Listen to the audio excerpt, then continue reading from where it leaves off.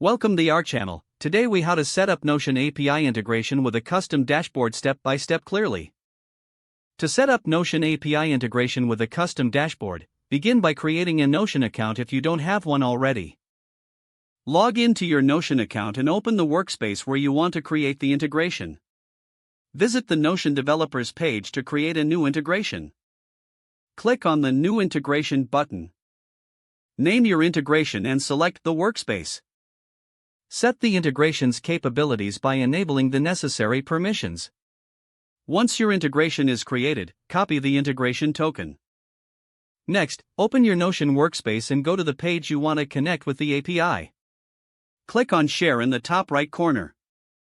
Search for your integration by name and select it to give access.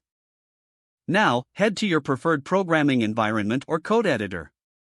Install the required libraries to interact with the Notion API. If you're using Node.js, run the command to install the Axios library. Create a new JavaScript file for your API setup. Start by requiring the Axios library at the top of your file. Next, set up your API token as a constant variable. Write a function to fetch data from a specific Notion database. In the function, specify the endpoint and include your API token in the headers.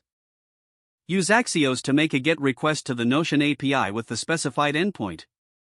Handle the response by logging the data to understand its structure. Next, create a new HTML file for your custom dashboard. Set up your basic HTML structure with a head and body. In the script section, include a fetch request to call your function from the JavaScript file. Render the fetched data onto your dashboard using DOM manipulation techniques. Style your dashboard using CSS to make it visually appealing. Test the integration by running your application and ensuring the data appears correctly.